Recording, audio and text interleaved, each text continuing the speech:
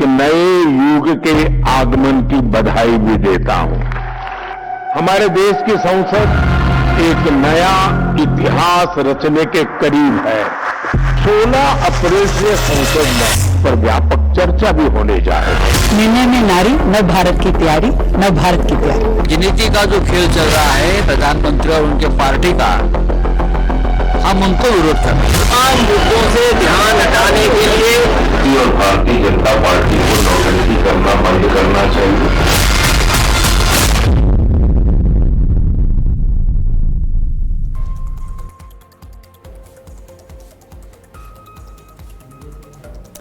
नमस्कार, बहुत बहुत स्वागत है आपका आज की खबर में। आपके साथ मैं हूं चित्रा सिंह। भारत अब एक नया इतिहास लिखने जा रहा है। आधी आबादी को उसका हक मिलने वाला है। महिलाएं भी अब पुरुषों के बराबर कंधे से कंधा मिलाकर पंचायत से लेकर पार्लियामेंट तक नजर आने वाली हैं। जो काम पिछले 7 दशकों से अधूरा था, उसके अब पूरा होने का वक्त आ चुका है। भारत की महिलाएं अब पुरुषों से बराबरी करेंगी। महिलाओं को विधानसभाओं और संसद में 33% भागीदारी देने का जो संकल्प साल 2023 में लिया गया था, वो अब पूरा होने वाला है। दिल्ली के विज्ञान भवन में 13 अप्रैल यानी आज प्रधानमंत्री नरेंद्र मोदी ने नारी शक्ति वंदन सम्मेलन को संबोधित किया, जिसमें इस बात पर जोर दिया गया कि अब जल्द ही भारत एक नया इतिहास लिखने वाला है और सरकार 21वीं सदी का सबसे बड़ा फैसला लेने जा रही है, जो पूरी तरह से नारी शक्ति को समर्पित होगा। अभी तक महिलाओं को सरकार की तरफ से विकास की योजनाओं में जोड़कर उन्हें मुख्य धारा में लाने की कोशिश की जा रही थी, जिसमें महिलाओं को बैंक खाते से लेकर मुद्रा योजना में महिलाओं को लोन देने में प्राथमिकता, स्टार्टअप में महिलाओं की भागीदारी बढ़ाने जैसे फैसले शामिल हैं। लेकिन अब महिलाओं को खुद अपने लिए नीतियां बनानी होंगी। संसद में महिलाओं की संख्या बढ़ेगी और वो कानून बनाने में अपनी अहम भूमिका का निर्वहन भी करेंगी। मतलब अब पुरुष प्रधानता वाले कानून महिलाओं पर थोपे नहीं जा सकेंगे। नीति निर्माण में महिलाओं का पूरा दखल होगा।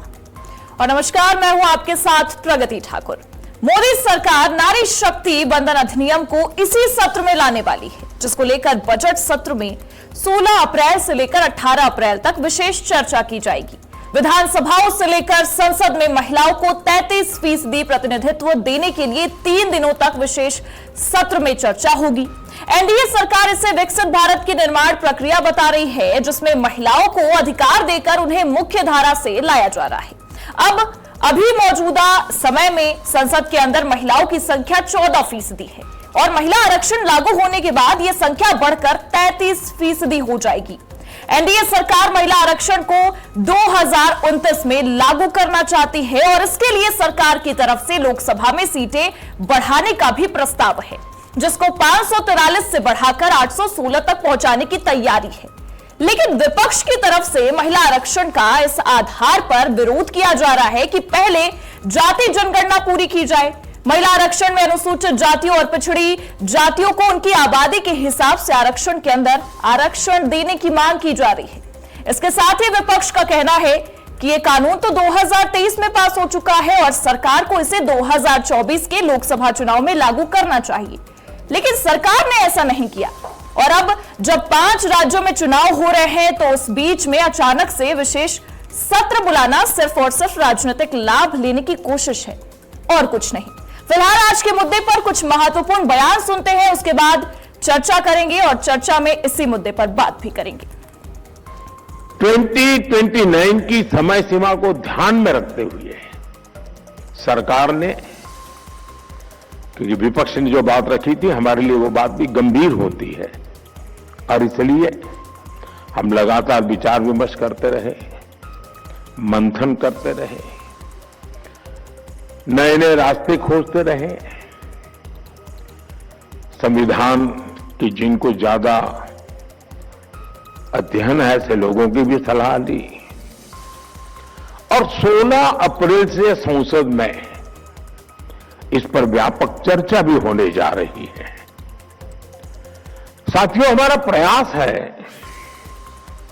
और हमारी प्राथमिकता भी है, इस बार भी ये काम संवाद, सहयोग और सहभागिता से हो। यह अधिनियम इसी परिवर्तन का संवैधानिक उद्घोष है। यह निर्णय इसलिए भी विशेष है कि पिछले 3 दशकों में अनेकों प्रयास हुए, लेकिन माननीय प्रधानमंत्री जी के दृढ़ संकल्प ने इस परिवर्तन को वास्तविकता में बदल दिया है। मुझे बहुत ही प्रसन्नता है कि आज प्रधानमंत्री जी आपके सशक्त निर्णय और नीतियों के द्वारा जिस युग में हम प्रवेश कर रहे हैं वो बेटी बचाओ, बेटी पढ़ाओ और अब बेटी बढ़ाओ के युग में हम प्रवेश कर चुके हैं। और इस नए युग की शुरुआत हुई 2014 से। माननीय जी आपके आने के बाद जब सरकार की हर योजना की धुरी बनी परिवार की महिला। अब आबादी बढ़ गई, आबादी कितनी है उसकी गिनती नहीं, तो जब गिनती आपने नहीं की इसका मतलब आरक्षण आपकी नियत में नहीं है। और जो व्यवस्था दूसरे तरह की है जो आरक्षण आप दे सकते हो उस व्यवस्था को लागू नहीं करना चाहते हैं। ये भारतीय जनता पार्टी के लोग जानबूझ करके तमाम मुद्दों से ध्यान हटाने के लिए जल्दीबाजी में महिला आरक्षण की बात कर रहे हैं। 2011 की जनगणना के आधार पर कोई डिलिमिटेशन आप कर नहीं सकते। अगर आपको डिलिमिटेशन करना है तो जनगणना होनी चाहिए और जनगणना होने के बाद जितना महिलाओं का अधिकार बनता है उसके हिसाब से उनको सीटें दीजिए। आप महिलाओं की संख्या कम क्यों करना चाहते हैं? अगर महिलाओं की संख्या जनगणना के आधार पर बढ़ रही है तो पूरा का पूरा आरक्षण दीजिए, उतना आरक्षण दीजिए उनको। लेकिन आज देना है तो 543 में 33% आरक्षण दीजिए, हम पूरी तरह से समर्थन करेंगे। लेकिन चुनाव में क्रेडिट लेना चाहते हैं कि हमने किया, हमने करके दिखाया। बात महिला आरक्षण की है और डिलिमिटेशन की भी, 2 अलग मुद्दे हैं। लेकिन ये राजनीति का जो खेल चल रहा है प्रधानमंत्री और उनके पार्टी का, हम उनको विरोध कर रहे हैं। तो आज इसी खास मुद्दे पर हम चर्चा करने वाले हैं, महिला आरक्षण को लेकर नारी शक्ति वंदन अधिनियम। लेकिन विपक्ष लगातार सवाल उठा रहा है कि आखिरकार 2024 नहीं तो 2029 क्यों? इसके पीछे की मंशा क्या है आप लोगों की? तो आज इसी खास मुद्दे पर हम चर्चा करेंगे। कुछ खास मेहमान हमारे साथ जुड़ने भी वाले, और खास बात यह है आज के इस डिबेट की कि आज जितने भी गेस्ट हमारे साथ जुड़ने वाले हैं वो सारी की सारी महिलाएं हैं जो नारी शक्ति को बहुत अच्छे तरीके से समझती हैं, जो नारियों की परेशानियों को, शिकायतों को, नारियों की यानी महिला सशक्तिकरण को बहुत अच्छी तरीके से समझती हैं। और शायद यही वजह है कि आज हमने इन गेस्ट को बुलाया है। प्रगति, और बिल्कुल एक तरीके से देखा जाए तो ये जो बात सरकार कर रही है ये कहीं ना कहीं महिला सशक्तिकरण की बात करती नजर आ रही है। और आज का ये जो हमारा डिबेट है, या हम इसे चर्चा कहें, इसमें महिलाओं को लेकर आना और महिलाओं से ही बातचीत करना इसलिए भी जरूरी हो जाता है क्योंकि इस पूरे आरक्षण को लेकर महिलाओं का क्या पक्ष है, वो क्या सोचती हैं, क्योंकि विपक्ष इस पर राजनीतिक तरीके से आरोप भी लगाता नजर आ रहा है। विपक्ष का तो ये साफ कहना है कि अभी चुनाव है और चुनाव के मद्देनजर, क्योंकि 5 राज्यों में चुनाव है और इसी को देखते हुए कहीं ना कहीं बीजेपी रणनीति अपना रही है। लेकिन जो महिलाएं आज हमारे साथ पैनल पर मौजूद रहेंगी वो क्या सोचती है इस बारे में? क्या विपक्ष जिस तरीके से आरोप लगा रहा है उसके तहत भी उनकी सोच है, या फिर जो सरकार ये दावा कर रही है कि इन जो आरक्षण है 33%, क्योंकि अभी तक 14% ही आरक्षण था और 14% ही महिलाएं लोकसभा तक पहुंच पाती थी, या तमाम राजनीतिक स्तर पर देखिए चित्रा। लेकिन अब हम अगर जिक्र करें तो 33% आरक्षण का जिक्र कर रही है सरकार, और महिलाएं उसे किस तरीके से सपोर्ट कर रही हैं ये भी इस वक्त जानना बेहद जरूरी होगा। ये बिल चाहे हम लोग जितनी भी बातें कर लें, कुछ भी कह रहे हैं, लेकिन महिला सशक्तिकरण को आगे बढ़ाने के लिए, महिलाओं की भागीदारी को आगे बढ़ाने के लिए ये बिल बहुत ज्यादा जरूरी है। और मुझे लगता है दशकों से ये बिल लंबित पड़ा हुआ है, चाहे वो कांग्रेस की सरकार रही हो या फिर किसी भी पार्टी की सरकार रही हो। अब अगर इस बिल को लागू करवाने की बात की जा रही है, प्रधानमंत्री नरेंद्र मोदी ने आज खुद सामने आकर के बोला, विशेष सत्र बुलाने की बात की है, तो आखिरकार पहला सवाल यह कि भाई विपक्ष को दिक्कत किस बात की है, यह बता दीजिए। दूसरा सवाल यह है कि 2024 नहीं तो 2029 क्यों है, ये सवाल हम सरकार से करेंगे, ये जवाब आप हमें दे दीजिए। तो थोड़ी ही देर में हमारे साथ खास मेहमान जुड़ने वाले हैं, लेकिन हम लगातार यही चीज कह रहे हैं कि भारत की नई पहचान नारी शक्ति को सम्मान देना ही पड़ेगा। और शायद ये सरकारें भी जानती हैं कि बिना नारी के कुछ नहीं होने वाला, अगर आप चलेंगे ना राजनीति में तो नारी को साथ लेकर के ही चलना पड़ेगा। और इसी लिहाज से नारी शक्ति बहुत जरूरी है। महिला आरक्षण, नारी शक्ति वंदन अधिनियम उसी हिसाब से बहुत ज्यादा जरूरी है। जो लोग ये समझते हैं कि नारी का कोई अधिकार नहीं है, सम्मान नहीं है, हक नहीं है, तो आप भाई गलत बोल रहे हैं। और बिल्कुल नारी के तरीके कुछ से नहीं। अगर देखा जाए तो हमेशा हमने वोटर के तौर पर नारियों को देखा है, लेकिन अब क्योंकि निर्णायक भूमिका में नारी मौजूद रहेगी, नेतृत्व करती नजर आएगी, तो ये एक बड़ा सवाल हो जाता है कि क्या हमारा समाज और जो राजनीतिक पार्टियां जो इस वक्त लड़ रही हैं चित्रा इस मुद्दे पर, क्या वो इसे अपनाने को भी आगे मुखर होंगी? क्योंकि केवल बातों में इसे कहना और जमीनी स्तर पर इसे उतारना ये बेहद अलग चीजें हो जाती हैं। क्योंकि आप देखिए, एक तरफ सरकार भी इनके हक की बात कर रही है, विपक्ष भी ये कह रहा है कि हम भी हक में हैं, लेकिन हम समय और नियत पर जिक्र कर रहे हैं। पर अब सवाल ये है कि क्या समाज इसको एक्सेप्ट कर पाएगा? क्या जो राजनीतिक पार्टियां मुखर होकर आ रही हैं, क्या वो सच में जमीनी स्तर पर इसे लागू कर पाएंगी? क्योंकि अभी तक वोट बैंक के तौर पर देखा जा रहा था, हर राज्यों में इसी बात पर चर्चा होती थी, हर चुनाव में इसी बात को उठाया जा रहा था कि महिला एक तरीके से वोट बैंक है। पर अब महिलाएं नेतृत्वकर्ता एक बड़े पैमाने पर बनती नजर आएंगी, निर्णायक भूमिका निभाएंगी। लेकिन आज यह भी सवाल रहेगा कि क्या हमारा समाज उसे एक्सेप्ट कर पाएगा? क्या हमारी राजनीतिक पार्टियां एक मुखर होकर आगे बढ़ पाएंगी महिलाओं को नेतृत्वकर्ता के रूप में एक्सेप्ट करने के मद्देनजर? तो हमारे साथ खास मेहमान देखिए जुड़ चुके हैं, सीधा आपका तारुफ करवा देती हूँ। बीजेपी प्रवक्ता पल्लवी सिंह हमारे साथ जुड़ गई हैं। सबसे पहले पल्लवी जी, मैं आपके पास ही आऊंगी और पहला सवाल तो यही है कि भाई टाइमिंग को लेकर बहुत ज्यादा विपक्ष जो है वो तिलमिलाया हुआ है। पहला तो जनगणना का मुद्दा उठा रहे हैं, परिसीमन का मुद्दा उठा रहे हैं और कह रहे हैं कि ये क्या लोग लुभावने वादे कर देते हैं, सो जाते हैं और फिर जाग जाते हैं। क्या चल रहा है?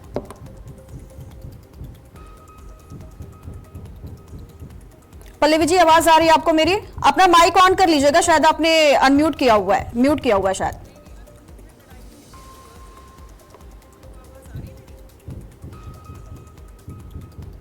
मेरा माइक बिल्कुल ठीक है जी, आ रही है आवाज, बोलिए बोलिए बोलिए। आपको मेरी आवाज आ रही है? आ रही है, आ रही है भी? हाँ आ रही है, बोलिए, अपनी बात रखिए। ओके जी, मैं कह रही हूँ, देखिए ये बिल की यदि बात की जाए, ये तो दशकों से पेंडिंग पड़ा हुआ था। कितनी सरकारें आई, कितनी सरकारें चली गई, सिर्फ सबने बातें की, ख्याली पुलाव पकाया, एक उठाया। जब सरकार आ गई तो बोला कि हम ये लेकर आएंगे, हम वो लेकर आएंगे, लेकिन धरातल पे कभी किसी सरकार ने, पुरानी सरकार ने इसको उतारा नहीं। पहले सिर्फ राजनीति में हिस्सेदारी की बात करते थे, लेकिन इसको धरातल पे उतारने का काम माननीय मोदी जी ने किया है। आज उनकी राजनीति में महिलाओं की हिस्सेदारी बढ़ी है। तो सबसे पहले तो आपके चैनल के माध्यम से मैं सभी महिलाओं को बहुत ज्यादा शुभकामनाएं देना चाहूंगी। देखिए, अब जब संसद देखेंगे ना, तो हर तीसरी महिला आपको जो है वो संसद में बैठी हुई दिखेगी। कांग्रेस पार्टी की बात कर लीजिए, उत्तर प्रदेश में लड़की हूं लड़ सकती हूं का नारा लेकर आए थे, 40% महिलाओं को टिकट देने वाले थे। उस अभियान का हिस्सा मैं भी थी, मैं भी पोस्टर गर्ल थी। हुआ क्या, इन्होंने किया क्या, वो चीज कहां पे जाके गिरी कुछ नहीं पता, उस बारे में बात ही नहीं हुई। सिर्फ चुनाव का समय था तो इन्होंने ये जुमला फेंका जो धरातल पे नहीं उतरा। लेकिन अगर मोदी सरकार की बात करें, इन्होंने जो कहा है अपनी सरकार में वो करके दिखाया है। टाइमिंग की बात आप कर रहे हैं, देखिए हमारे देश में 1 नेशन 1 इलेक्शन, विपक्ष ने हमेशा इसका विरोध किया है। तो ऐसा तो है नहीं कि 5 साल में सिर्फ एक बार इलेक्शन होगा। यहाँ तो समय समय पे इलेक्शन, हर 6 महीने पे इलेक्शन होते हैं। किसी राज्य में इलेक्शन हो रहा है, विधानसभा का, कहीं लोकसभा का, नगर निगम के इलेक्शन हो रहे हैं, कभी उपचुनाव हो रहे हैं। तो ये टाइमिंग की बात, अभी 2024 में यदि इसको लागू किया जाता तो कहा जाता कि 2026 में क्यों नहीं लागू किया गया। तो ये बेबुनियाद सी बातें हैं। अब आ जाते हैं परिसीमन पे। देखिए, परिसीमन करने की जो प्रक्रिया है वो इतनी छोटी नहीं है कि 6 महीने के अंदर उसको पूरा कर लिया जाए। ये पूरी तरीके से समय लेने वाली प्रक्रिया है। इसमें समय लगता है। कम से कम निर्वाचन क्षेत्र की यदि सीमाओं का पुनर्निर्धारण कहा जाए, इसमें 2 से 3 साल लग जाते हैं। जिसका मतलब ये है कि 2029 के चुनाव से पहले ये प्रक्रिया पूरी नहीं हो पाती। और माननीय मोदी सरकार का ये वो है, हमने ये ले रखा है, निर्णय ले रखा है, ये सोच के रखा है कि 2029 इलेक्शन से पहले हम इसे लागू करेंगे। तो किसी भी चीज को डिले करना, लिंगर करना, ये बीजेपी सरकार की आदत नहीं है। हमने जो सोचा है कि हमें इस कार्यकाल में ये चीज, इसका निर्णय लेना है, इसको पूरा करना है, पुराने भी निर्णय उठा के देख लेकिन लीजिए, पल्लवी चाहे जी, आप जैसे कि 370 आपने बात कर इस लीजिए, बात का जिक्र ट्रिपल किया तलाक कि की बात कर लीजिए, जी। मंदिर निर्माण की बात कर लीजिए, कोई भी अगर है, हमने सोच के रखा है कि इस कार्यकाल में हमें इस योजना को धरातल पे उतारना है या ये बिल हमें इस धरातल पे उतारना है, तो भारतीय जनता पार्टी की सरकार ये करके दिखाती है। और जनगणना की बात हो रही है, इसकी बात हो रही है, देखिए सबको पता है। लेकिन पल्लवी जी, आपने इस बात का जिक्र किया है कि कांग्रेस जब उत्तर प्रदेश के चुनाव में थी। पल्लवी जी, आपको मेरी आवाज आ रही है? और परिसीमन का हम वेट करेंगे तो ये और डिले होगा, फिर ये आगे डिले होता चला जाएगा और विपक्ष को सीधा सीधा बहाना चाहिए, क्योंकि उनको ये बिल लाना ही नहीं है। अगर उन्हें लाना होता, सच में इसके लिए चिंतित होते, तो बहुत पहले ये बिल आ चुका होता, महिलाओं की भागीदारी संसद में बढ़ चुकी होती। तो अब जब आया, पल्लवी जी, आपको आवाज आ रही है मेरी? यदि किसी भी पार्टी की कोई, पल्लवी जी, आवाज आ रही है आपको मेरी? करूंगी कि वो इसका विरोध न, शायद उन तक ऑडियो नहीं पहुंच पा रही है। कहीं ना कहीं ये उनके लिए भी है। पल्लवी जी, एक तरीके से अगर देखा जाए तो आपने इस बात का भी जिक्र किया कि जब कांग्रेस चुनावी मैदान में उतरी थी तो लड़की हूं, लड़ सकती हूं का नारा लेकर उतरी थी, लेकिन एक तरीके से उसे जुमला साबित कर दिया गया। पर यही आरोप तो आप पर भी लग रहे हैं, भारतीय जनता पार्टी पर भी लगाया जा रहा है कि 23 में भी नारी शक्ति वंदन अधिनियम को पास कराने के लिए एक हो हल्ला था, और क्योंकि 24 में चुनाव था और अभी कई सारे चुनावों को इसके मद्देनजर देखा जा रहा है, और बार बार ये कहा जा रहा है कि 5 राज्यों में चुनाव है, जिसमें सबसे प्रमुख पश्चिम बंगाल में चुनाव है, तो एम फैक्टर को साधने की एक बड़ी कोशिश की जा रही है। तो इस पर किस तरीके से आप पलटवार करेंगी, क्या कुछ कहेंगी? मैंने जैसे अभी कहा कि इलेक्शन यहाँ पे ऐसा नहीं है कि 5 साल में एक ही बार होते हैं, हर 6 महीने पे कहीं ना कहीं कोई ना कोई इलेक्शन होगा। तो इलेक्शन अगर ये प्रभावित हो रहा है तो फिर तो हम कोई योजनाएं ही ना लाएं कि अभी रुक जाते हैं, 1 साल या 2 साल तक कहीं इलेक्शन नहीं होने वाले हैं, अब हम योजना को डालें। देखिए, हमारा 5 साल का कार्यकाल है, तो जो चीज हम लेके चलते हैं, हम भी ये हमारी टाइमलाइन है, उसको हम फॉलो करते हैं और अकॉर्डिंगली हम योजनाएं लाते हैं। उसमें इलेक्शंस बीच में आते हैं, हमारी योजनाएं बीच में नहीं आती हैं कि इलेक्शन आया तो हम ये योजना लागू करें। देखिए, भारतीय जनता पार्टी 365 × 24 ऐसे काम करती है। हम 365 दिन काम करते हैं और वचनबद्ध हैं हम जनता के लिए। देखिए, हमारी जवाबदेही जो है वो जनता के लिए है और वही निर्णय लेती है। और यदि आप जनता के बीच में जाके पूछेंगे कि ये बिल कैसा है, तो बिल्कुल वो उनका सपोर्ट करेंगी, क्योंकि उन्हें भी पता है कि यदि संसद में महिलाओं की भागीदारी बढ़ेगी तो बहुत सारी ऐसी योजनाएं हैं, बहुत सारे ऐसे बिल हैं जो महिलाओं के पक्ष में जाते दिखते हैं। उसका सपोर्ट करने के लिए हमारे पास 33% महिलाएं वहां बैठी होंगी। लेकिन तो देखिए मोदी जी जो है, मुझे नहीं लगता कि इसका भी विरोध होना चाहिए। ठीक है, मैं रोकूंगी आपको पल्लवी जी। ठीक है, मैं आपको रोकना चाहूंगी क्योंकि हमारे साथ डॉक्टर शोभा वाजपेयी भी जुड़ गई हैं, रिटायर्ड प्रोफेसर हैं वो। शोभा जी, बहुत बहुत स्वागत है आपका आज की खबर पर। पहला सवाल तो यही है कि अब एक बार फिर से, चूंकि 2023 में वही आवाज हमने सुनी थी और 2026 में भी हम फिर से वही बुलंद आवाज सुन रहे हैं नारी शक्ति वंदन अधिनियम को लेकर, महिला आरक्षण बिल को लेकर। क्या वाकई में एक बड़े बदलाव की ओर भारत अग्रसर है, एक बड़ा कदम आगे बढ़ाने की ओर है भारत महिला आरक्षण को लेकर? बिल्कुल सही कह रही हैं आप, और आज की खबर का बहुत बहुत शुक्रिया कि उसने आज ये डिबेट रखी है। ये बहुत ही समीचीन डिबेट है, बहुत ही जरूरी है ये डिबेट। और जैसा कि इस स्कीम से ही पता चलता है, नारी शक्ति वंदन, हम आधी आबादी हैं, तो हम, मेरा तो कहना ये कि 33% क्यों भाई, लेकिन फिर भी चलिए कुछ शुरुआत तो होनी चाहिए। तो ये तो बहुत लॉन्ग लड़ाई हो रही है, 50 की बात कर देंगे तो फिर क्या होगा? हम नीति नहीं, धीरे धीरे करेंगे। देखिए, वो एक बार आप उंगली पकड़ के पहुंचा पकड़ने वाली बात नहीं है। बात यह है कि अगर महिलाएं आगे आएंगी तो वो एक दूसरे का हाथ थाम के आगे बढ़ेंगी, बिल्कुल, उनको वो ऑटोमेटिक रास्ता उनका निकलेगा।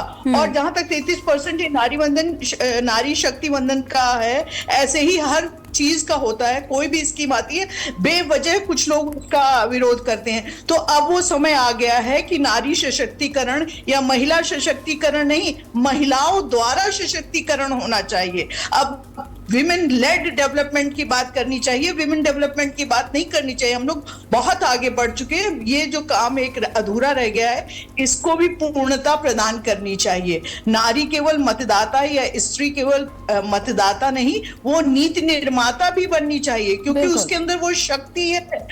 वो निर्माण करने की शक्ति रखती है, वो क्रिएट करती है, वो पालन करती है और वो ट्रांसफॉर्म करती है। तो ट्रांसफॉर्मेशन का ये एकदम हाई टाइम आ गया है। अब बिल्कुल इस समय अगर नहीं किया तो कभी नहीं हो पाएगा। बहुत ही जरूरी है, लॉन्ग अवेटेड था, पेशेंस की हद हो गई है। महिलाओं का रिप्रेजेंटेशन बढ़ना चाहिए। ये एक बहुत ही जरूरी बिल है ये। लेकिन शोभा जी, अगर देखा जाए तो विपक्ष इस बात को लेकर लगातार ये कहता नजर आ रहा है कि सरकार लेकर तो आ रही है, हालांकि विपक्ष ये भी कह रहा है कि हम कानून का समर्थन करते हैं, लेकिन सरकार की नीतियों पर भी कई सारे सवाल खड़े हो रहे हैं। पर आप इसकी टाइमिंग को लेकर क्या कहेंगे? क्योंकि अगर हम देखें तो सबकी इसमें भागीदारी होनी चाहिए, क्योंकि देश हमारा है और अगर महिलाएं आगे बढ़ रही हैं तो सबको समर्थन करना पड़ेगा, तभी एक वर्ग आगे जाएगा और उस मुकाम तक पहुंच पाएगा जिसको लेकर अभी आप ये जिक्र कर रही थी कि जरूरी है, पेशेंस रखा हमने, पर अब वो हक मिलना चाहिए। तो विपक्ष तो बहुत ज्यादा हंगामा करता भी नजर आ रहा है। विपक्ष अपना काम कर रहा है और बिल अपना काम करेगा। जब बिल पास हो जाएगा तो विपक्ष भी इसका समर्थन करेगा और विपक्ष को भी समझ में आ जाएगा कि वो अपनी भूमिका केवल विपक्ष होने के नाते नहीं, एक भारत के नागरिक होने के नाते भी उसको इसका समर्थन करना चाहिए। भारत के नागरिक होने के नाते भी विपक्ष को, हर पार्टी को इसका समर्थन करना चाहिए, क्योंकि आधी जनता जो है वो नारी है और वो उसको सपोर्ट करती है जी। तो उसको आप पीछे रख के आगे नहीं बढ़ सकते हैं। बिल्कुल, और ये तो खैर विपक्ष का काम है। फिलहाल हमारे साथ देखिए कुमारी रंजना जी भी जुड़ गई हैं, वरिष्ठ पत्रकार हैं। रंजना जी, बहुत बहुत स्वागत है आपका आज की खबर पर। पहला सवाल तो यही है, इस कानून को लेकर आपकी क्या राय है, आपका क्या नजरिया कहता है? कोई लूपहोल आपको नजर आता है इसमें? देखिए, जो ये कवायद है, ये एज ए जर्नलिस्ट और नारी हूं जो बिल्कुल सही है, लेकिन एज ए जर्नलिस्ट इसकी एनालिसिस करनी होगी। ये बहुत अच्छा कदम होगा, ऐतिहासिक कदम होगा, ऐसा होता है तो। लेकिन इसके लिए आपको बहुत पीछे भी जाना पड़ेगा। आखिर विपक्ष क्यों सवाल उठा रहा है, क्यों सारी चीजें हो रही हैं? क्योंकि जो समय को लेकर के सवाल उठा जा रहा है, तो 2023 में ये बिल लाया गया और उस समय पास किया गया। 2024 का इलेक्शन सामने था, अगर यही कवायद करनी थी तो ये उस समय भी की जा सकती थी, बिल्कुल, लेकिन नहीं किया गया।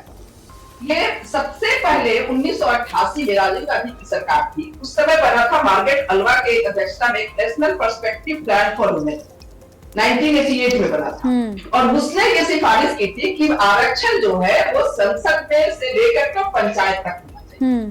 ठीक है, 1992, 93 उस समय 73वां 74वां संविधान संशोधन लाया गया पंचायत के आरक्षण का, कि पंचायत में आरक्षण होना चाहिए 50% और 33%। और इसको 2006 में नीतीश कुमार बिहार में मुख्यमंत्री बनते हैं। ठीक है, आप इस चीज को समझिए, इस क्रोनोलॉजी को समझिए। 2006 में वो बनते हैं और वहां पंचायत में 50% आरक्षण को लागू करते हैं। विधानसभा में वो उनके अधिकार में, अधिकार क्षेत्र में नहीं था, इसलिए उन्होंने नहीं किया, नहीं तो वो भी करते थे। और महिलाओं को जो आज का पिछले 2025 का जो बिहार का इलेक्शन हुआ है और जो परिणाम आए हैं, ठीक है, तो उसमें जो महिला केंद्रित जो नैरेटिव गढ़ा गया और जो सारी चीजें हुई, 71% वोटिंग हुई, 10% अधिक वोटिंग हुई पुरुषों के मुकाबले। कई ऐसे विधानसभा क्षेत्र से कि जहां पे पुरुषों के मुकाबले अधिक वोटिंग महिलाओं ने की। तो ये नैरेटिव जो है, अगर हम इसको टेक्निकली समझने की कोशिश करेंगे तो ये नैरेटिव जो है विपक्ष उसका विरोध कर रहा। ठीक है, नारी शक्ति होनी चाहिए बिल्कुल, और आरक्षण भी होना चाहिए। और इन सारी चीजों को देखते हुए तो ये अभी सरकार इतनी जल्दबाजी, क्योंकि और जगह चुनाव हो रहे हैं, तो ये कदम अभी जो उठाया गया है, ये कदम अभी उठाया गया क्योंकि आरक्षण चल रहे हैं, सॉरी चुनाव चल रहे हैं। चुनाव के बीच में अगर ये कवायद की जा रही है तो इसका कहीं ना कहीं राजनीतिक भी ये होता है। ये हर पॉलिटिकल पार्टी के साथ है। हम ये नहीं कह रहे कि बीजेपी है तो करें, कोई दूसरी पार्टी भी रहती हो भी करेंगे।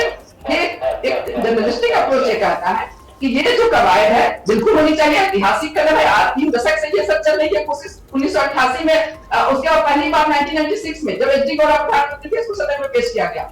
1997 के चर्चा में शरद यादव थे, उन्होंने उनका जो बयान था लोकसभा में, वो उसको जो है टिप्पणी जो महिलाओं पे की थी, उसको लेकर के कितना हंगामा हुआ था। ठीक है, तो क्योंकि शिक्षित महिला और अशिक्षित महिला उन्होंने डिफरेंस किया था।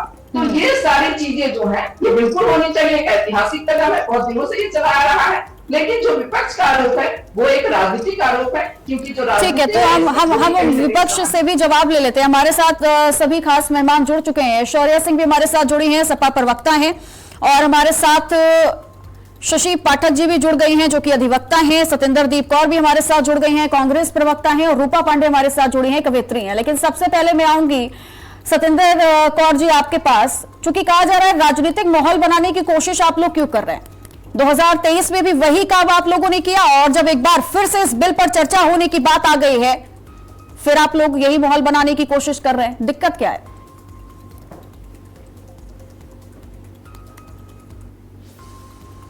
चलिए, शायद उनसे हमारा कनेक्शन नहीं हो पा रहा है, हम दोबारा से एक बार कनेक्ट करने की कोशिश करेंगे। शौर्या सिंह भी हमारे साथ जुड़ी हुई हैं, सपा प्रवक्ता हैं। शौर्या जी, अब आप ही जवाब दे दीजिए, क्योंकि अखिलेश यादव का भी वो बयान हमने सुना कि आधारभूत नहीं है, आंकड़े ठीक नहीं है, तो कैसे लागू किया जाएगा।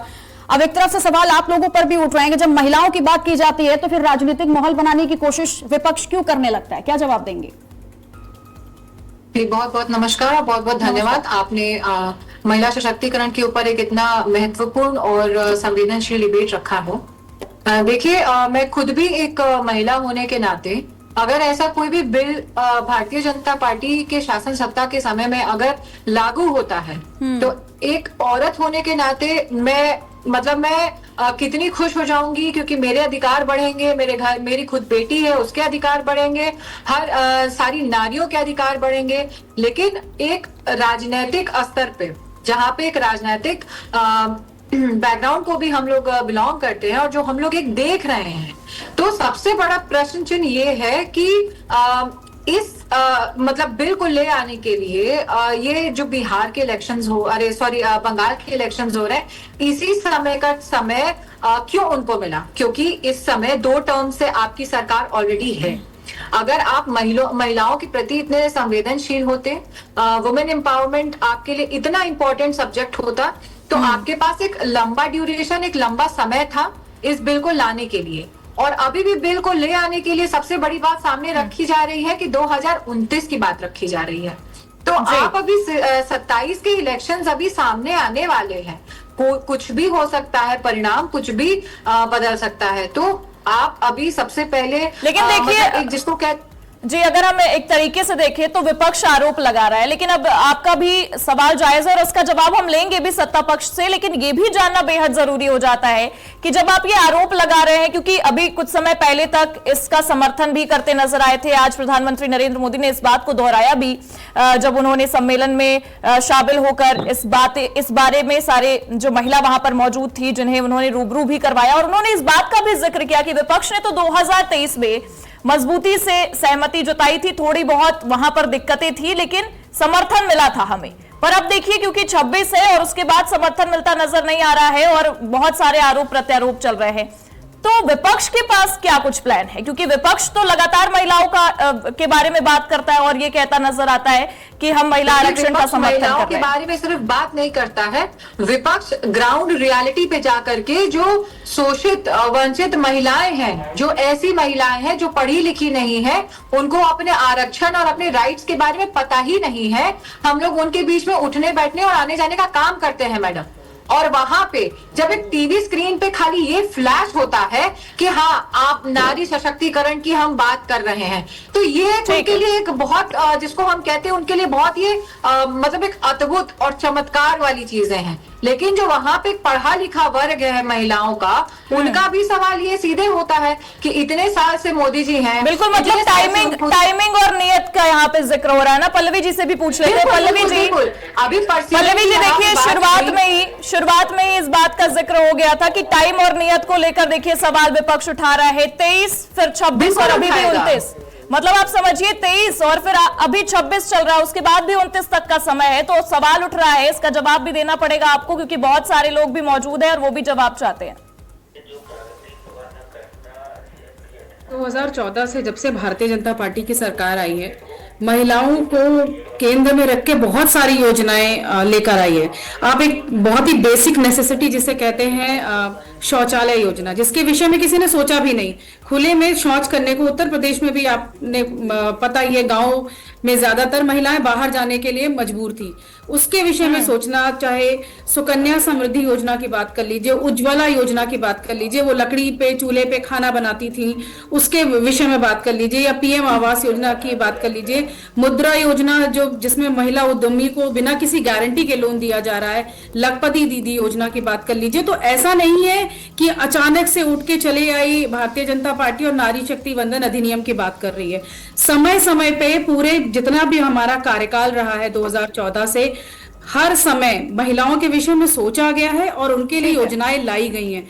पिछली सरकारों ने हमेशा इसको डिले किया है, जो भी योजनाएं लाई गई इनको डिले ही करते रह गए हैं। यदि आरक्षण की, रिजर्वेशन की बात कर लें, समाजवादी पार्टी ने तो हमेशा से विरोध किया था पहले, उसमें भी उनको अलग से रिजर्वेशन के पास भी चले जाते हैं। हमारे साथ शशि पाठक जी भी जुड़ी हुई है। ठीक है पल्लवी जी, मैं रोकूंगी आपके पास, फिर से लौटेंगे।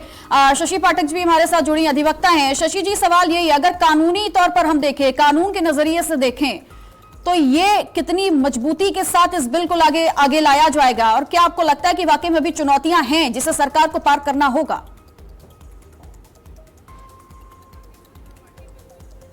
आप खुद को अनम्यूट कर लीजिए, आपकी आवाज नहीं आ रही है शशि जी।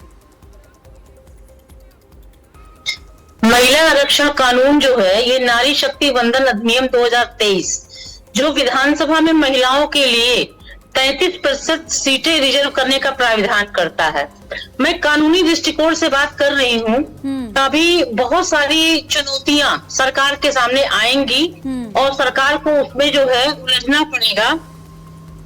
भारत के सर्वोच्च न्यायालय में भी देखा जाए तो एक भी महिला मुख्य न्यायाधीश नहीं है। 2023 तक जो है शीर्ष अदालत में 34 स्वीकृत राज्य में 3 महिला न्यायाधीश थी। 25 हाईकोर्ट में, उच्च न्यायालय में 778 में से 106 महिला न्यायाधीश थी, और निचली अदालतों में अगर हम बात करें तो 7199 महिला न्यायाधीश थे। पूरे प्रदेश में 75 जिले हैं हमारे यूपी में, एक भी महिला डीजीसी क्रिमिनल ये पूरे यूपी में नहीं है। अगर सरकार लोकसभा और राज्यसभा विधानसभाओं में 33% आरक्षण की बात करती है और उसे लागू करती है, ये महिलाओं के लिए खुशी की बात होगी। और प्रगति के बावजूद जो है निर्णय लेने वाली जो संस्थाएं हैं उसमें महिलाओं का जो प्रतिनिधित्व है वो अपेक्षाकृत कम है। पहली लोकसभा में भी देखा जाए तो 5% से बढ़कर 17वीं लोकसभा में जो है थोड़ा सा बढ़ गया है, 15% हो गया है। अन्य देशों में देखा, हिंदुस्तान की अपेक्षा अन्य देशों में देखा जाए तो वहाँ महिलाएं 50% से ऊपर हैं, जबकि हमारे हिंदुस्तान में नहीं है। और ये बड़ी खुशी की बात है, अगर महिलाएं सशक्त होंगी तो घर से लेके बाहर तक हमारा देश सशक्त होगा। यही बात अभी मैंने बोली भी थी कि अभी तो 33% पर ही इतनी लड़ाई झगड़ा सब हो रही है, अगर 50 की हम बात कर देंगे तो फिर क्या होगा। हमारे साथ शोभा वाजपेयी भी जुड़ी हुई है, रिटायर्ड प्रोफेसर है। ठीक है, 50% महिलाएं हैं। हाँ। तो आरक्षण भी 50% ही होना चाहिए। ठीक है, मैं लौटूंगी आपके पास। नौकरी हो, चाहे वो सरकारी संस्थाएं हो, चाहे वो कारपोरेट एरिया हो। ठीक है, ठीक है। रूपा पांडे भी हमारे साथ जुड़ी हुई हैं, कवित्री हैं। रूपा पांडे जी, आपका भी बहुत बहुत स्वागत है आज की खबर पर। ये महिला आरक्षण को लेकर आपका क्या नजरिया और किस तरीके से आप देखती हैं, क्योंकि कई ऐसे लोग हैं जो खुश हैं और कई ऐसे लोग हैं जो अभी भी दुखी हैं। शायद आपने म्यूट किया हुआ है रूपा जी।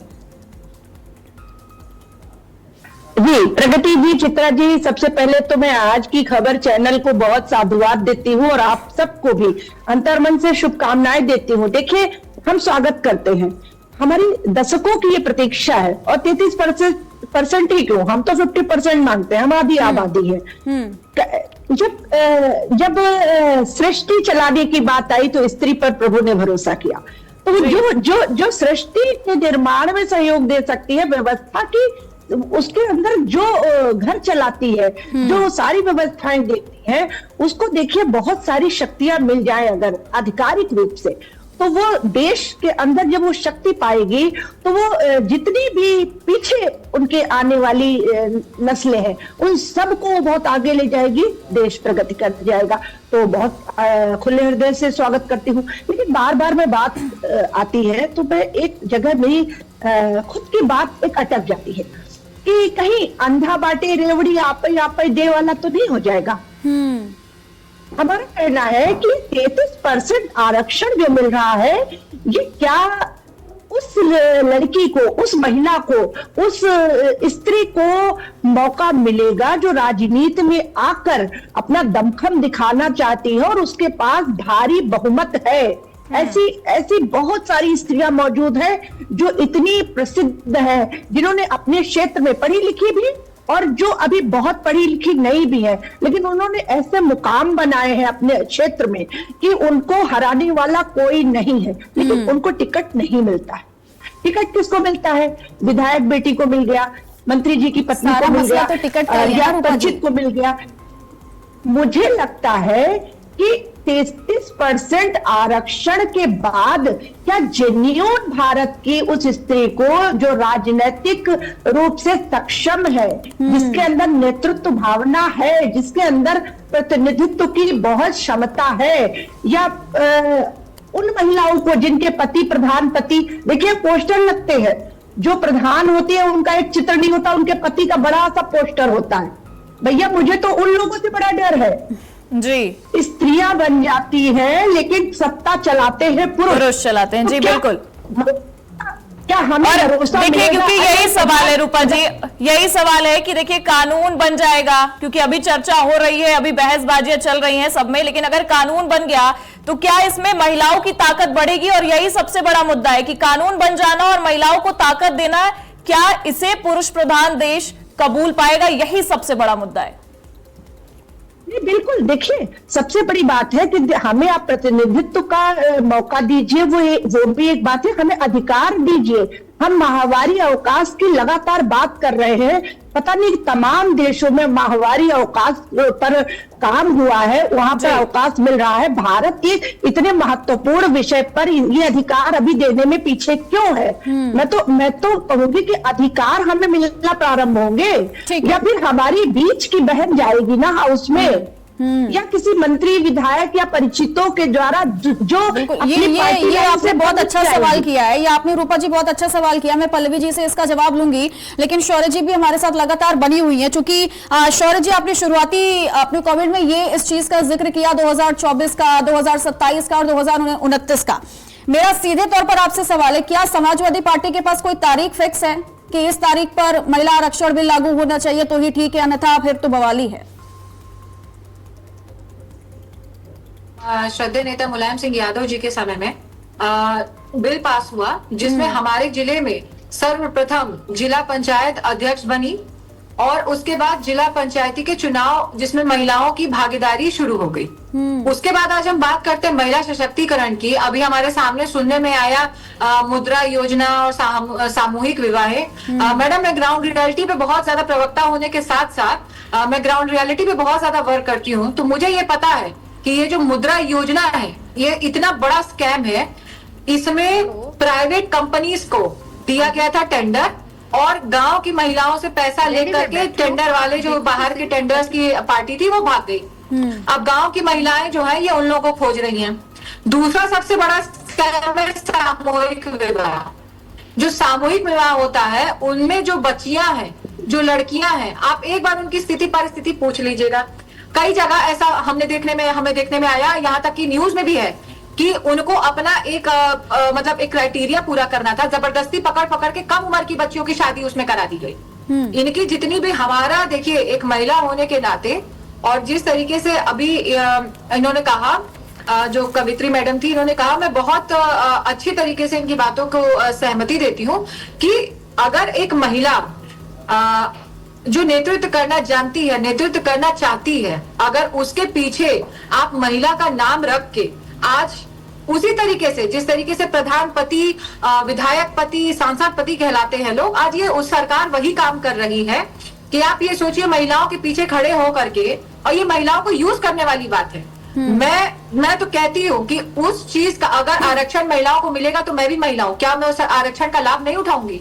मैं भी उठाऊंगी, मेरी बेटी भी उठाएगी, मेरे परिवारजन भी उठाएंगे।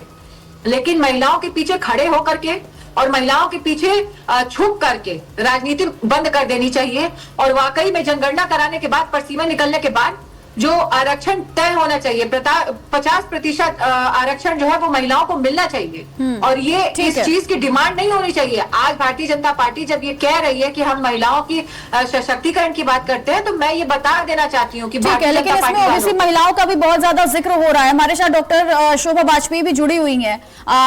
शोभा जी, आवाज आ रही है आपको मेरी? जी बिल्कुल आ रही है। ये ओबीसी महिलाओं को लेकर के बहुत ज्यादा जिक्र हो रहा है कि भाई इनको कानून इसमें दायरे में क्यों नहीं लाया जा रहा है, ये एक अलग बहस छिड़ी हुई है। तो आपकी राय क्या है इस पर? देखिए, बहस होगी तभी बात निकलेगी, है ना। तो बहस से छिड़नी चाहिए, इसीलिए ये बिल आ रहा है। और बहस होंगे, डिबेट होगा, आप बैठेंगे, हम बैठेंगे, तो कोई ना कोई निष्कर्ष निकलेगा। लेकिन एट द आउटसेट ही अगर हम इस बिल का विरोध करना शुरू कर देंगे तो वो सही नहीं होगा। कोई भी योजना आती है, कोई भी अधिनियम आता है, कोई भी कानून आता है, तो उस पर बातचीत करके, डिबेट करके, डिस्कशन करके उसका हल निकाला जाता है। अब अगर हम रिट्रोस्पेक्ट में देखें तो जितने भी रिजर्वेशंस आए हैं उनका शुरू में विरोध हुआ है, लेकिन जब वो योजनाएं लागू की गई उसका नतीजा आज हम देख रहे हैं कि छोटी छोटी प्रांतीय पार्टियां कितनी आगे निकल गई। तो कहने का मतलब है कि किसी चीज का विरोध करने के लिए विरोध नहीं करना चाहिए। एक अच्छा बिल आया है, एक अच्छी बात आगे बढ़ रही है, समय, मुहूर्त, ये इन सब पे चर्चा ना करके उसका स्वागत करना चाहिए। बिल्कुल, इस बात से हम सहमत हैं कि जिस तरीके से विरोध हो रहा है, लेकिन एक सही ढंग से ये लागू हो जाए, इस पर भी सहमति बननी चाहिए। मैं कुमारी रंजना जी आपके पास आऊंगी, क्योंकि देखिए एक वरिष्ठ पत्रकार होने के नाते आप इस बात को समझ रही होंगी कि महिलाओं की जो भूमिका है वो अगर वो आगे आती है, नेतृत्व करती है, तो कितनी समस्याएं, कितनी परेशानियां उन्हें झेलनी पड़ती है। आप भी पत्रकार हैं और आपने भी वो परेशानियां झेली होगी एक समय पर, क्योंकि देखिए शशि पाठक जी ने भी इस बात का जिक्र किया कि आज वो समय है जब मुख्य न्यायाधीश महिलाओं की अगर हम गिनती करें तो नहीं है। मतलब आरक्षण की बात कर रही है, राजनीति में एक हक देने की बात कर रही है सरकार, पर यहां पर विपक्ष एक ही सवाल उठा रहा है कि आप 543 से 816 सीट कर रहे हैं, लेकिन महिला क्या 33% आरक्षण आप दे रहे हैं, पर उसमें ओबीसी और SC ST सब जो आरक्षण की बात होती है वो शामिल हो पाएगा। तो ओबीसी आरक्षण को लेकर जो सरकार लगातार जिस तरीके से सरकार को विपक्ष घेर रहा है और विपक्ष चिंता जता रहा है, क्या ये वाजिब है या फिर एक तरीके से राजनीतिक तरीके का जो आरोप प्रत्यारोप का गेम होता है वो नजर आ रहा है आपको? देखिए, अभी आपने जो बात की चुनौतियों पे महिलाओं के लिए, और ऐसा एक चीज नहीं है। आज अगर पत्रकार को ही देखा जाए तो कितनी पॉलिटिकल रिपोर्टर महिला है, आपको आंख कान खोल के देख लीजिए और सुन लीजिए। बिल्कुल, लखनऊ की ही बात में कर रहे हैं, कितनी पॉलिटिकल रिपोर्टर है जो महिला है। तो महिलाओं को हाशिए पे रखना, ये क्योंकि हमारी जो सोसाइटी है ये पितृसत्तात्मक सोसाइटी है, समाज है, और इस समाज से लड़कर महिलाएं आगे बढ़ती है। इसमें ये कोई नई बात नहीं है कि हम लोगों को सब कुछ बैठे बिठाए मिल गया। हर चीज एक समय था कि महिलाओं को पूजा करने का, वेद पढ़ने का अधिकार नहीं था, लेकिन वो भी दिया था महिलाओं ने, वो उसका भी रास्ता निकाला और आज यहाँ तक पहुंचे कि हम लोग महिला आरक्षण की बात कर रहे हैं, संसद और विधानसभा में प्रतिनिधित्व की बात हो रही है। तो ये एक महिलाओं की लड़ाई है जो हमने, आपने, सबने मिलकर लड़ी है। वो जो घर में महिला है वो भी लड़ रही है, जो मजदूर है वो भी लड़ रही है, सबका अपना अपना लड़ने का तरीका है। और उसका नतीजा है कि आज जो हमने जो इसमें थोड़ी सी राजनीतिक बात कही थी कि जो बिहार का जो कवित्री मैडम ने कहा, राबड़ी देवी की सरकार थी और बमबारी पे 2 दिन की छुट्टी बिहार में मिल रही है। बिहार में 9% अधिक मतदान पुरुषों में महिलाओं ने किया है। ये बहुत लंबी से, मैंने कहा कि 2006 में वहां पंचायत का आरक्षण दिया गया 50%। वहाँ 2 दिन महामारी की छुट्टियां मिलती है जब राबड़ी देवी चीफ मिनिस्टर बनी थी, तब से बिहार में महिला कर्मचारियों को। तो जो आज जो चुनाव में दिखा है, आज जो राजनीतिक पार्टियां इतनी एक्टिव दिख रही है, या फांसी से सब कुछ चल रहा है और आज इतनी मारामारी बची, इसमें महिलाओं की जो योगदान है, जो बिहार का चुनाव का जो परिणाम आया है, वो उनकी आंखें खोल रहा है कि नहीं महिलाएं हम लोगों को। लेकिन क्योंकि अगर देखें ना रंजना जी, अगर हम देखें तो एक लंबे समय से आप हैं जी, एक लंबे समय से आप पत्रकारिता कर रही हैं रंजना जी, और क्योंकि पत्रकारिता आप कर रही हैं तो आप समझ रही होंगी कि महिलाओं को कितनी भूमिका दी जाती है और हमेशा महिलाओं के हक की बात करते हैं, चाहे हम सत्ता पक्ष की बात करें या विपक्ष की। आप देखिए, अगर मुद्दा आता है, कहीं भी चुनावी माहौल होता है तो महिलाओं को सबसे आगे रखा जाता है, साधने की कोशिश की जाती है। महिला वोटर का जिक्र होता है, एम फैक्टर का जिक्र होता है, लेकिन जब महिलाएं आगे आएंगी नेतृत्व तो करेंगी। राजनीतिक पार्टी हो जी बिल्कुल, महिलाओं के हक की बात करना और हक को सामने रखना, क्योंकि महिलाओं ने ये लड़ाई लड़ी है। लेकिन एम फैक्टर का बात होता है, एम फैक्टर को कितना कबूलेगी ये राजनीतिक पार्टियां या हमारा समाज कितना कबूलेगा, क्योंकि जब हम नेतृत्व करेंगे तो एक अलग माहौल दिखेगा।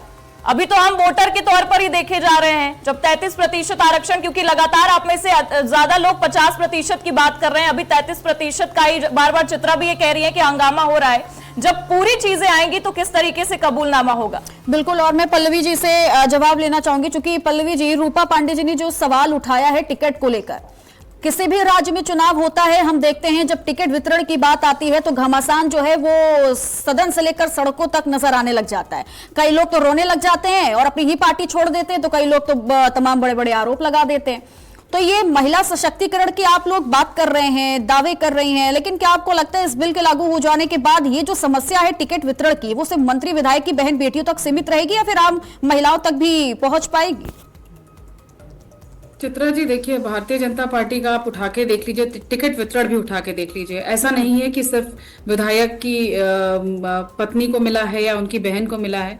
बहुत सारे सामाजिक कार्यकर्ता हैं जिनके अंदर लीडरशिप की भावना है, जो अपने क्षेत्र की महिलाओं की आवाज को बुलंद कर सकते हैं। ऐसे लोगों को भी लाया गया। मैं आपको एक छोटा सा एग्जाम्पल देना चाहूंगी। सुषमा खरकवाल जी, जो हमारे लखनऊ के मेयर हैं, वो एक बहुत ही जमीनी कार्यकर्ता भारतीय जनता पार्टी की थी। उनका कोई पारिवारिक, उनका कोई पॉलिटिकल बैकग्राउंड नहीं है, या मैं अपनी ही बात कर लूं, मेरा भी कोई पॉलिटिकल बैकग्राउंड नहीं है, लेकिन भारतीय जनता पार्टी ने हमेशा महिलाओं को आगे बढ़ाया है। ये आप देख लीजिए, यहाँ पे कोई परिवारवाद नहीं चलता है।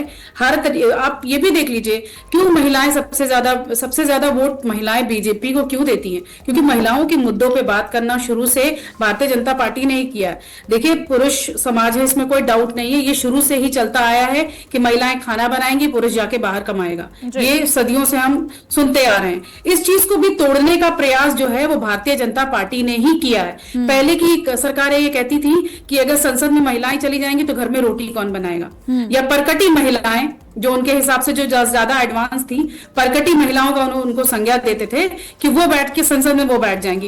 इन चीजों को तोड़ने का काम किसी ने किया है तो भारतीय जनता पार्टी ने किया है। हम इस प्रयास में हैं कि महिलाओं को उस लेवल पे लाएं, और उसके लिए ऐसा नहीं है कि हम सिर्फ जो ऑलरेडी एस्टैब्लिश्ड और ये जो तमाम योजनाओं पर स्कैम की बात की है भारतीय जनता पार्टी, कार्यकर्ता कोई कहीं से आया हुआ छोटा सामाजिक कार्यकर्ता भी किसी भी लेवल तक जा सकता है। ये आप पूरे देश में देख सकते हैं।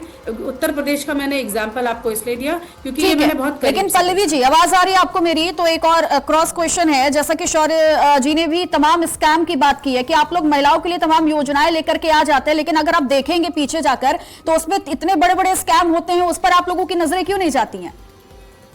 चित्रा जी, कोई स्कैम आप दिखा दीजिए, कोई ऐसा डेटा हो, कोई ऐसा न्यूज हो जिसमें आप स्कैम दिखा दीजिए। आप गांव में जाके बात कीजिए। देखिए, समाजवादी पार्टी के लिए हम काम नहीं करते, हम कांग्रेस पार्टी के लिए काम करते हैं। हम काम करते हैं जनता के लिए, जो हमें जनाधार देती है, जनादेश देती है। तो अगर आपको योजनाओं के बारे में सच में जानकारी प्राप्त करनी है, गाँव में जाके पता कीजिए। चाहे स्वयं सेवी समूहों की बात करिए, लखपति दीदी योजना की बात करिए। अभी इस समय हम महिलाओं को गन्ना किसानी का प्रशिक्षण भी दे रहे हैं, जिसमें उन्नत खेती कैसे की जाए उसके बारे में, साथ में उनको ड्रोन सिखाने की शिक्षा। ये सारी चीजें किस सरकार ने शुरू की थी, ये बताइए। हम हर वो काम कर रहे हैं जिससे महिलाएं साथ में, कहते हैं ना, कदम से कदम मिला के पुरुषों के साथ चले, और इसके लिए हम कुछ भी करेंगे। और रही बात स्कैम की, तो आप जाके पता कीजिए, समाजवादी पार्टी के घोटाले कहीं छुपे नहीं है। चाहे वो रिवर फ्रंट घोटाला हो, लैपटॉप की बात की आपने कि बच्चों को आप लैपटॉप वितरण कर रहे हैं, लेकिन वो एक घोटाला ही रहा, पेपर पे ही रहा। पल्लवी जी, मुद्रा योजना का जिक्र किया है। अगर हम देखें तो समाजवादी पार्टी की प्रवक्ता हमारे साथ पैनल पर मौजूद भी है, शौर्य जी, और उन्होंने मुद्रा योजना और सामूहिक विवाह का जिक्र किया है। इसका भी जवाब दीजिए, क्योंकि मुद्रा योजना में साफ घोटाला उन्होंने बताया, सामूहिक विवाह को लेकर एक बड़ा आरोप बीजेपी पर लगाती नजर आई। तो इन योजनाओं में भी तो महिलाएं भागीदार होती हैं, जिस पर उन्होंने सवाल उठाए। इस पर क्या जवाब? रिवर फ्रंट की बात ये कर रही है, बिल्कुल बेबुनियाद है। सामूहिक विवाह का कैसा घोटाला, ये कौन सा घोटाला, ये मैं पहली बार सुन रही हूँ। उज्ज्वला योजना घोटाला भी मैं पहली बार सुन रही हूँ। कितने लोगों को लाभ मिला है, चाहे प्रधानमंत्री आवास योजना हो, उज्ज्वला योजना हो, शौचालय योजना हो, हर चीज का लाभ महिलाओं को मिला, चाहे आयुष्मान जी जवाब ले लेती हूँ मैं जल्दी से शौर्य जी से भी। तो ये सब बेबुनियाद बातें हैं, आप इसको वही बात है ना, शौर्य जी वो सीधे तौर पर कह रही है कि आप तमाम योजनाओं का जिक्र कर रही है, लेकिन क्या रिवर फ्रंट घोटाले को भूल गई है क्या? समाजवादी पार्टी रही है, अपने फर्स्ट टर्म में मंदिर बना रहे थे, मंदिर का इसीलिए जनता ने अपना हाथ खींच लिया। नहीं, नारी शक्ति पे ऐसे बहस नहीं चलेगी। नहीं पल्लवी जी, आज हम नारी शक्ति की बात कर रहे हैं, ऐसी लड़ाई करेंगे तो कैसे काम चलेगा भाई? जनता पार्टी ने किया, पोषित सरकार एक एक करके बोलिए, एक एक करके। कोई है अयोध्या पल्लवी जी का डाउन कर दीजिए। आजादी के बाद पहली बार भारतीय जनता पार्टी के कार्यकाल में बंद हो गई। और ये जिस भी योजनाओं की बात कर रही हैं, जो इनको डिटेल्स नहीं पता है, ये पहले अपनी पढ़ाई पूरी कर लें, क्योंकि सारे डॉक्यूमेंटेशन और डेटा की जो बात ये करते हैं, भारतीय जनता पार्टी अपने सारे डेटा पहले मिटाने का काम करती है। उसके बाद सबसे बड़ा फ्लॉप आपका उज्ज्वला योजना। उज्ज्वला योजना के तहत किसी को गैस मिल नहीं रही है, सिलेंडर मिल नहीं रही है, सिलेंडर भी बता दीजिए ना। अभी आप बता दीजिए, जब चुनाव के सामने आ गया तो आपने नारी सशक्तिकरण, नारियों के हाथ में ऐसे तो फिर आवाज नहीं पहुंच पाएगी ना जनता तक। महिलाएं सुन रही होंगी आपको, महिलाएं जवाब चाहती हैं कि जिस घोटाले का जिक्र कर रहे हैं महिलाओं तक पहुंचना चाहिए। 10-90 से लेकर के महिला पुलिस कर्मी में सबसे ज्यादा महिलाओं को पुलिस में भर्ती दिलाने वाली समाजवादी पार्टी रही है। कहाँ की बात आप कर रही हैं? बात ये हो रही है कि 2026 में भारतीय जनता पार्टी ने कहा है आपका विकास के बाद भी आज आप चर्चा के अंदर इस बात को आप कहते हैं आपने ये किया, आपने वो किया, आपने कुछ नहीं किया, पूरे प्रदेश को आपने छोड़ दिया था। मुजफ्फरनगर के दंगे हो रहे थे, सफाई में महोत्सव चल रहा था, उसके बाद मुजफ्फरनगर के दंगों का मास्टरमाइंड था, उसको आपने 3 करोड़ बना के सीएम ऑफिस में बुला के आपने उसको संभालित किया। हमारे पास बहुत सारी कंप्लेंट आती है, महिलाओं को पैसा नहीं मिल रहा है। जो आपने जितनी भी नीतियां सामने गिनाई है, उसके सारे बड़ी खाते हैं हमारे पास। जवाब पूछने पे आ जाएंगे तो भारतीय जनता पार्टी के पास जवाब नहीं होगा। आज असम दौरा कर रहे हैं, समाजवादी करते अमित शाह जी जाके बंगाल में बैठे हुए हैं। उत्तर प्रदेश की राजनीति और उत्तर प्रदेश की हालत तो आपने चौपट कर दी।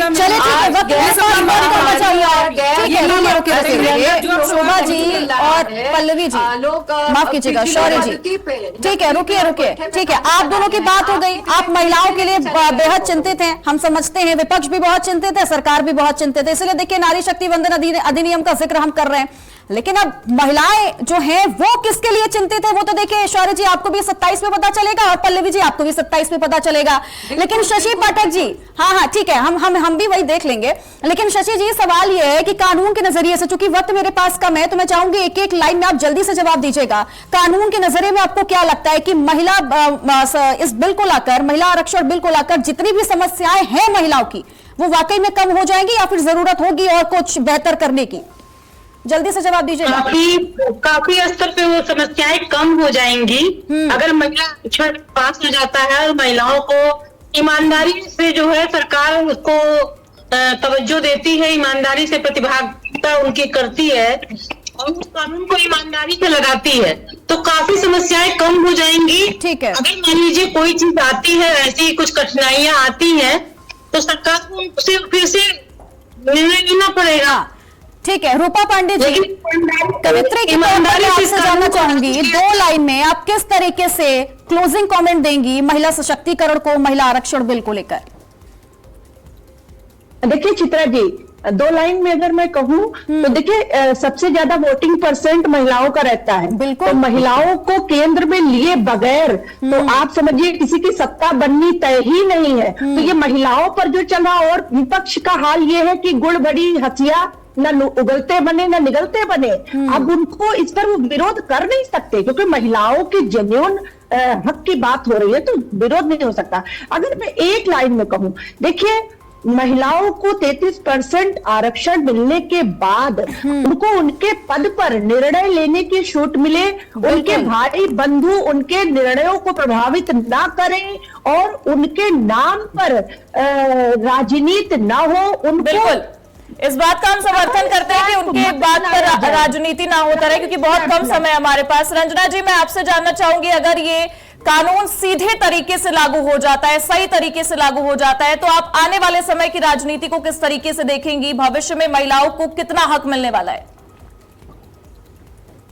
देखिए, आने वाले समय में अगर महिला आरक्षण बिल अगर पास तो हो ही चुका है, जो इसमें अड़चने हैं, कानूनी अड़चने हैं, उसको दूर करना है केवल, तो उन अगर अड़चनों को दूर किया जा रहा है और अगर ये 2029 में लागू हो जा रहा है, तो सबसे पहले तो महिलाओं को अधिकार मिलेगा संसद में प्रतिनिधित्व करने का, और संसद का प्रतिनिधित्व ही असली प्रतिनिधित्व है, क्योंकि आप जब अपनी आबादी का प्रतिनिधि वहां बनकर जाएगी तो उनकी आवाज बिल्कुल उठाएंगे और उनकी बात की जाएगी। ठीक है, शोभा जी भी इस बात पे शायद सहमति जताती नजर आएंगी कि संसद तक अगर 33% आरक्षण मिलता है महिलाओं को और महिलाएं पहुंचती हैं, तो वहां पर जो आम महिलाएं हैं, जो वोटर्स बन रही है, उनकी भी मुद्दों को वहां उठाया जाएगा। क्या कहेंगी शोभा जी? देखिए, हमने अपने 40 साल के विश्वविद्यालय और महाविद्यालय अनुभव में ये देखा है कि बच्चियों की संख्या कैसे बढ़ी। आप कोई भी रिजल्ट का डेटा उठा के देख लीजिए, लड़कियां ही टॉप करती रही हैं, टॉपर्स में लड़कियां ही आती रही हैं, उनकी संख्या शिक्षा के क्षेत्र में कैसे बढ़ती रही है और उन्होंने अपने अधिकारों के लिए कैसे लड़ाई लड़ी है, और लड़ाई लड़ी नहीं है, उन्होंने अपनी योग्यता के बल पर वो मुकाम हासिल किया। तो मुझे पूरा विश्वास है कि इसमें भी वो अपना पूरी भागीदारी निभाएंगे और आगे बढ़ेंगे। ठीक है, और ये तो खैर वक्त ही बताएगा कि ये सिर्फ एक बहस शुरुआत है या फिर अभी कहानी थोड़ी अधूरी है। आप सभी हमारे साथ जुड़े, बहुत बहुत शुक्रिया आप सभी का हमारे साथ इस खास चर्चा में हिस्सा बनने के लिए। और महिला आरक्षण बिल को लेकर इस वक्त हर जगह शोर ही शोर नजर आ रहा है, लेकिन आने वाले वक्त के लिए बस एक सवाल हम छोड़ करके जा रहे हैं और हम भी यही पूछना चाहते हैं कि हमें भी इंतजार है, नारी शक्ति को हम भी भाई समझते हैं, देखते हैं, लेकिन ये बिल कब लागू होगा, ये हर एक नारी को बेसब्री से इंतजार है। और यही सवाल बरकरार रहेगा कि अगर लागू हो जाता है तो क्या महिलाओं को वो हक मिलेगा जिसकी वो हकदार हैं? जिस तरीके से सरकार वादे कर रही है, क्या वो संसद तक जब महिलाएं पहुंच जाएंगी तो उसे वहां पर निभा पाएगी? क्या हमारा समाज महिलाओं को नेतृत्व करता कबूल पाएगा? ये बड़ा सवाल है और इसी का जवाब जब ये कानून लागू हो जाएगा तब नजर आएगा। बिल्कुल, तो चलिए इस खास चर्चा में आज के लिए बस इतना ही। आप बने रहिए आज की खबर के साथ। नमस्कार। एक नए युग के आगमन की बधाई भी देता हूं। हमारे देश की संसद एक नया इतिहास रचने के करीब है। 16 अप्रैल से संसद में पर व्यापक चर्चा भी होने जा रही है। निर्णय में नारी, नव भारत की तैयारी, नव भारत की तैयारी। राजनीति का जो खेल चल रहा है प्रधानमंत्री और उनके पार्टी का, हम उनको विरोध कर रहे हैं। तमाम मुद्दों से ध्यान हटाने के लिए और भारतीय जनता पार्टी को नौटंकी करना बंद करना चाहिए।